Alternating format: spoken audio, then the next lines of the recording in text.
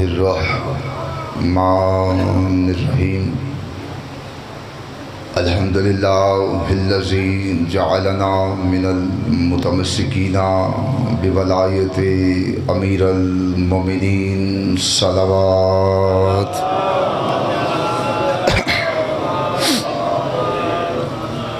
خداوند عزت بارگاہ عزت میں آئے ہوئے ہر صاحب عزت کی عزت کو محفوظ فرمائے۔ جتنے بھی ہاتھ اس پاک مطہر مقدس ذکر میں مانگنے کے لیے آئے، میرے سخی عباس کے کٹے ہوئے ہاتھوں کا صدقہ ایک بھی ہاتھ اس دہلیز سے خالی نہ جائے۔ مولوانی مجلس، ذاکرین مجلس، حاضرین مجلس کے رزق معرفت میں، رزق ولایت میں اضافہ فرمائے۔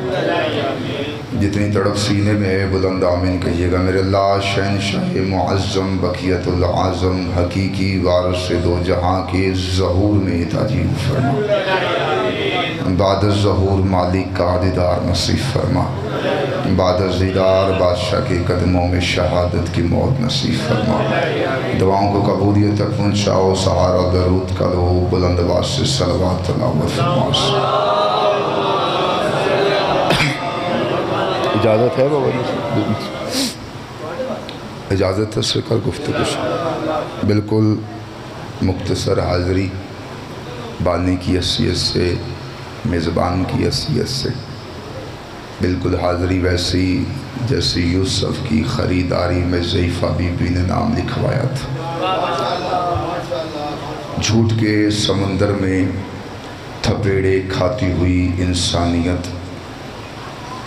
جھوٹ کے سمندر میں تھپیڑے کھاتی ہوئی انسانیت، سچائی کے جس جزیرے پہ آ کے پرسکون ہو جاتی ہے، سچائی کے اس جزیرے کو مجلس حسین کہتے ہیں۔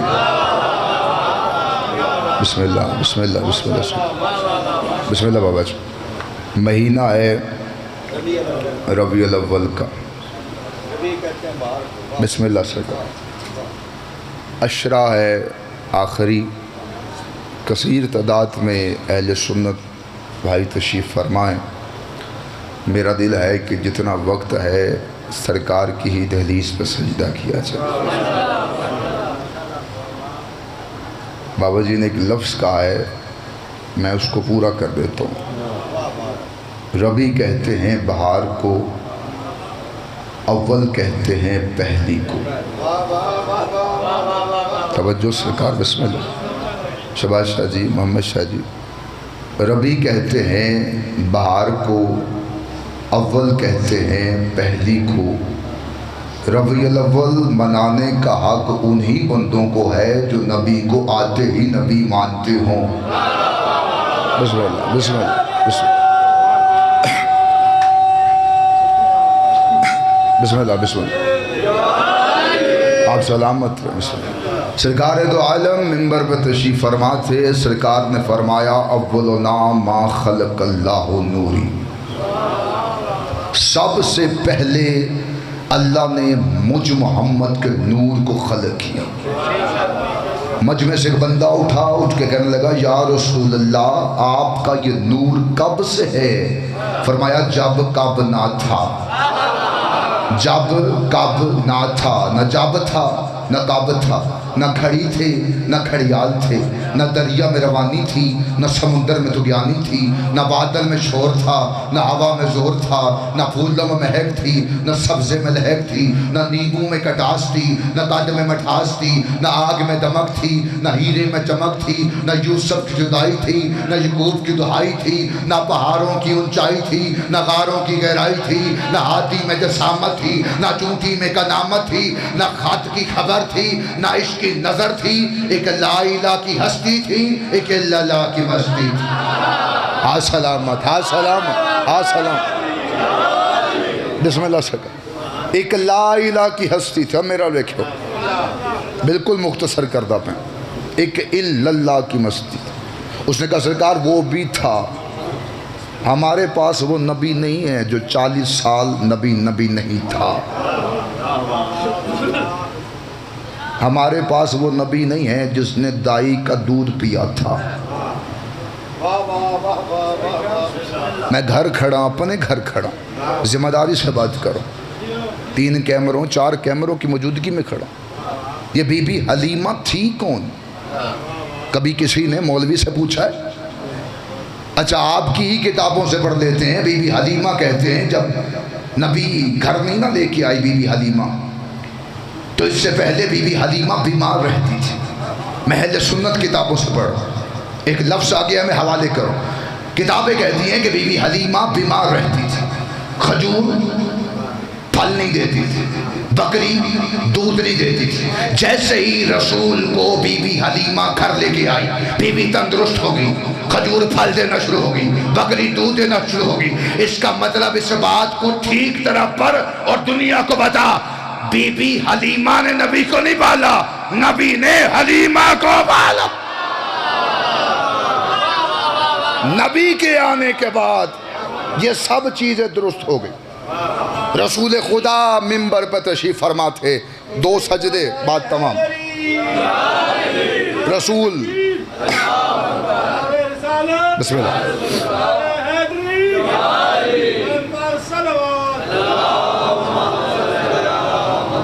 بسم اللہ سکتا۔ رسول خدا منبر پہ تشریف فرما تھے، 2 سجدے بات تمام۔ رسول منبر پہ تھے، توجہ ہے سرکار، رسول خدا منبر پہ تھے۔ اچانک صحابہ کرام ایک شخص کو پکڑ کر رسول کی بارگاہ میں لے آئے۔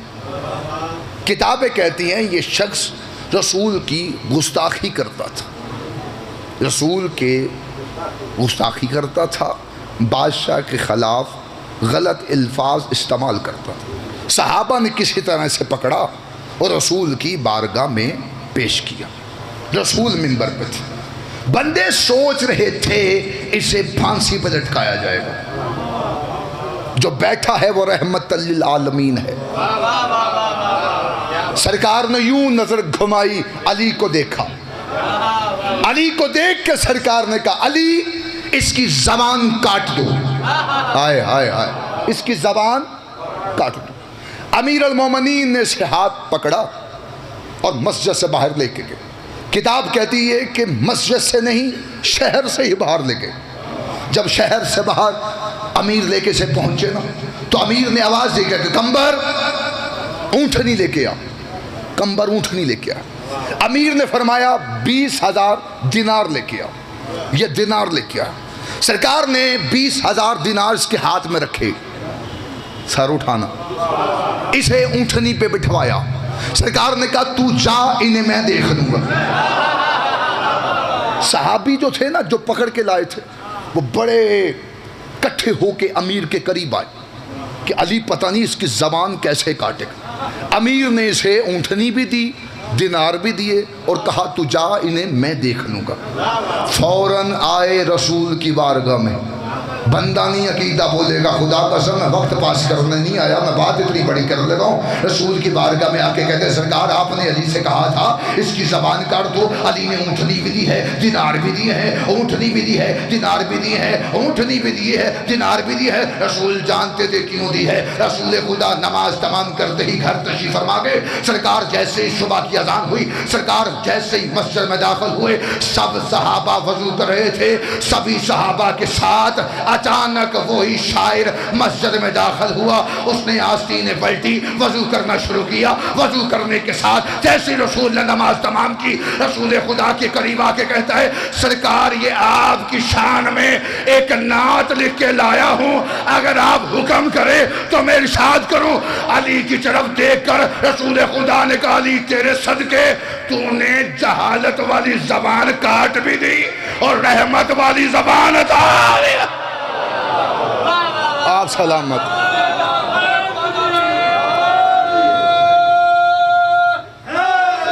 آپ سلامت، آپ سلامت۔ علی منبر پہ تھے، آخری سجدہ، سرکار بات ہو گئی تمام۔ امیر المومنین منبر پہ تھے، جمع کثیر مسجد میں بندے اٹھتے ہیں، سوال کرتے ہیں، علی سوال کا جواب دیتے، اس سے بہتر سجدہ میرے پاس نہیں ہے سرکار۔ بات اتنی بڑی کرنے لگو، بندے سوال کرتے تھے محمد شاہ جی، امیر جواب دیتے۔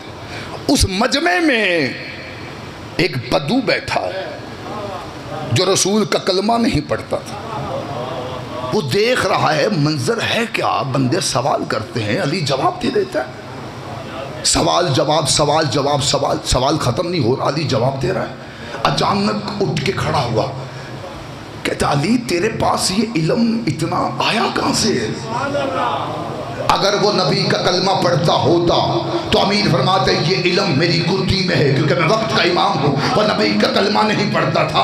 امیر المومنین نے دیکھ کے کہا ھذا سیفۃ العلم ھذا لباب رسول اللہ، جیسے اس نے کا سنانا کہ یہ سارا علم مجھے نبی کا لباب چوسنے سے ملا ہے، اس نے فوراً سر سجدے میں رکھ کے کہا جلدی مجھے اس نبی کا کلمہ پڑھا، جلدی مجھے نبی کا کلمہ پڑھا۔ بندوں نے کہا تو نے کوئی حدیث سنی نہیں، کوئی واقعہ سنا نہیں، کوئی قرآن کی آیت سنی نہیں، تو کلمہ کیسے پڑھنا چاہ رہا ہے؟ اس نے کہا جیسا عبد ہے وہ نبی کیسا ہے، جس کے لباب کا یہ اثر ہے، جس کے لباب کا یہ اثر ہے وہ سردار کیسا ہوگا۔ کچھ بندے اٹھے، تکلفاً بندے کہہ رہا ہوں، اسی مجمع سے اٹھے، کیونکہ جو علی کے سامنے کھڑے ہو وہ بندے نہیں ہوتے، جو ان کے مقابلے میں آئے وہ بندے نہیں ہوتے۔ میں جملے کا سہارا لے لیتا ہوں اگر آپ جاگنا چاہتے ہیں۔ خندق کا میدان تھا، ایک خندق عبور کر کے عمر آ گیا نبی کے خیمے کے باہر، بن میں نہیں کہنا کیونکہ ان کے دشمن کا بن سے تعلق کوئی نہیں ہوتا۔ آ کے کہنے لگا نبی بھیج جو جنت جانا چاہتا ہے۔ سرکار نے پردہ ہٹایا، انہیں دیکھا،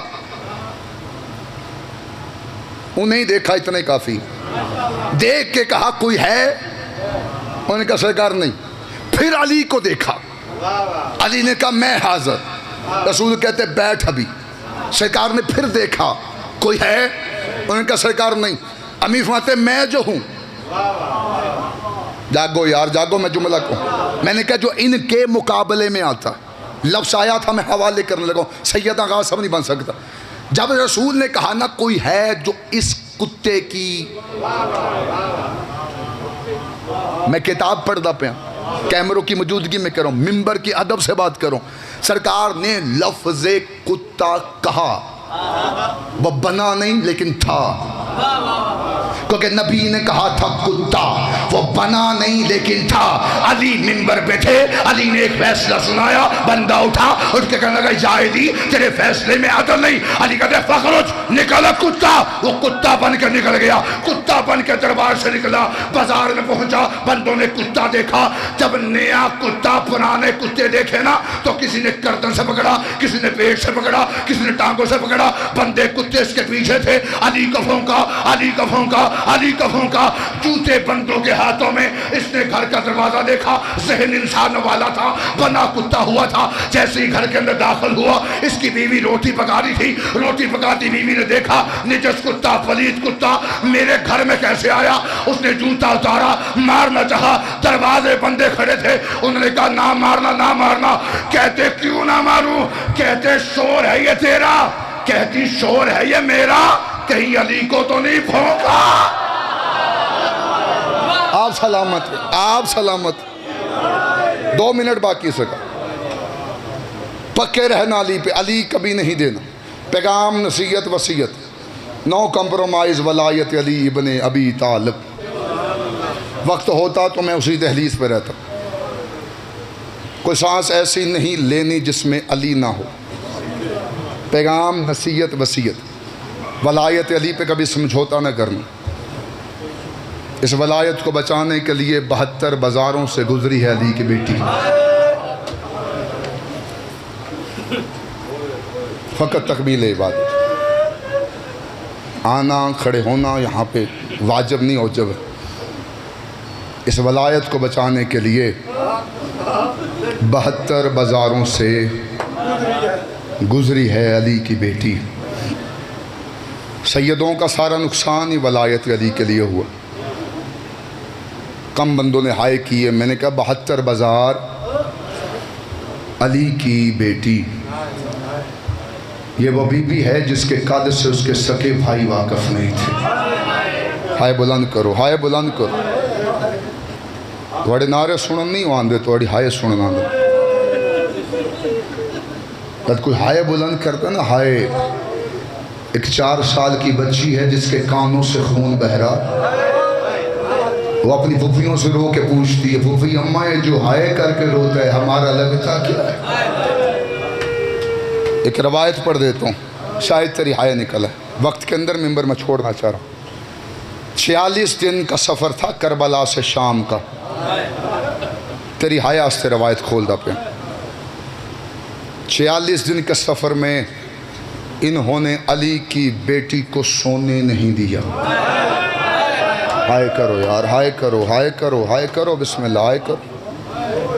یہ نہ ہو تو امیر ہو کے بیٹھا ہو، تیرے کاندھے کے ساتھ سجاد خون روتا ہو. میں نے کہا 46 دن کا سفر. بہت عزتوں والا نام میرے پیچھے بیٹھا ہے.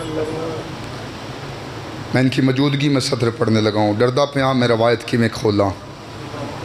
شام غریباں ان بغیرتوں نے وہ اونٹ منگوائے جن پہ پہلے سواری نہیں کی گئی تھی. دل دکھے مجھے معاف کرنا، تیری ہائے آستے کھڑا. مصائب ہے ہی سخت. مصائب سخت نہ ہوتا تو سجاد کفن میں خون نہ ہوتا. ایک ملعون بڑا ہی خوش تھا شام غریباں کے وقت. میں تھوڑی روایت کھولنے کی کوشش کرتا ہوں. میں ہاتھ بندی کھڑا، ہائے کرنا، بہ جانا یار جتھے جگہ ملے. ایک ملعون بڑا خوش تھا. شمر نے پاس بلایا، بلا کے کہتے اتنا خوش کیوں ہے؟ ساتھ والا مومن تیری ہائے کی گواہی دے، اتنی بلند ہائے کرنا. کہتا میں یزید سے انعام لوں گا. کہتا کس چیز کا انعام لے گا؟ کسی کو تیر مارا ہے، کسی کو نیزہ مارا ہے، کسی کو تلوار ماری. اگر یہ سطر آکھاں تو میں ویکھاں سید کتھے کتھے بیٹھا ہے. یہ بغیرت کہتا ہے کسی بی بی کی چادر لوٹی، کسی کے لاش پہ گھوڑا بگایا ہے. یہ مایوس ہو کے کھڑا ہوا، کہتا تو مایوس نہ ہو، تو میری فوج کا سپاہی ہے، تجھے جو مانگے گا میں تجھے دے دوں گا. تجھے کام بتاتا ہوں، کام کر. کہتا مجھے جلدی کام بتا. کہتا میرے سامان میں سے نیزہ اٹھا کے لے کے آ. یہ بغیرت نیزہ لے کے آیا. کہتا مجھے کام بتا. ہاتھ ہے تو سینت رکھی. کہتا وہ سامنے علی کی بیٹی کا اونٹ ہے. کربلا سے لے کر شام تک علی کی بیٹی رستے میں سوئے نہ. جب بھی بی بی کی آنکھ لگنے لگتی، 4 سال کی سکینہ رو کے کہتی پھوپھی اماں سونا نا، یہ ظالم بڑے کمینے اور مجھ سے مانگتے میں اتار کے دیتی. ہائے بلند کرو، ہائے بلند کرو، ہائے بلند کرو. انہوں نے 44 دن علی کی بیٹی کو سونے نہیں دیا. 44 دن کا سفر ہو چکا. میں کھول دینا روایت، پچھلے بندے بھی شامل ہوں، شاید میں روایت پہ ممبر چھوڑوں. 46 دن کا کل سفر تھا. 44 دن کا سفر ہو چکا. انہوں نے اپنے جانور چھاؤں میں باندھے. میں فقط تیری حیا سے کھڑا. میں روایت نہیں کھولنا چاہ رہا تھا، تو شامل ہو، میں روایت کھولتا ہوں جتنی ہو سکتی میں کھولتا ہوں. 44 دن کا سفر ہو چکا تھا. انہوں نے اپنے جانور چھاؤں میں باندھے. سیدانیاں دھوپ میں کھڑی ہوئی. اللہ کرے تو شیعہ نہ ہو اگر ذرا ہاتھ سینے تے نہ آوے. 44 دن کی جاگی ہوئی علی کی بیٹی. بی بی نے خجور کا درخت دیکھا. بی بی خجور کے درخت کے ساتھ ٹیک لگا کر بیٹھی. بی بی کی نیند سے آنکھیں بند ہونے لگی. شمر نے بی بی کی آنکھوں دیکھا. اس بغیرت نے اس بغیرت کو اشارہ کیا. اس بغیرت نے جلدی سے سامان میں سے ایک تازیانہ اٹھایا. اس کے ہاتھ میں تازیانہ نہیں آیا. شیعہ بندہ جڑا جملہ سن کے ماتم نہ کرے. اس کے ہاتھ میں تازیانہ سکینہ نے دیکھا. یہاں سے یہ بغیرت دوڑا، یہاں سے سکینہ دوڑی. سکینہ کے پہنچنے سے پہلے یہ زینب عالیہ کے سر پہ آیا. اس نے بی بی کے سر پہ تازیانہ مارا. عالیہ کا سر ایسے کھلا جیسے 19 رمضان علی کا سر کھلا تھا. عباس کے سر کے قریب آ کر بی بی نے رو کے کہا غازی آنکھیں کھول، اور تیرے بھروسے پہ اور میں نے مدینہ چھوڑا۔ سلم الذین انقلبون علی الانقلاب۔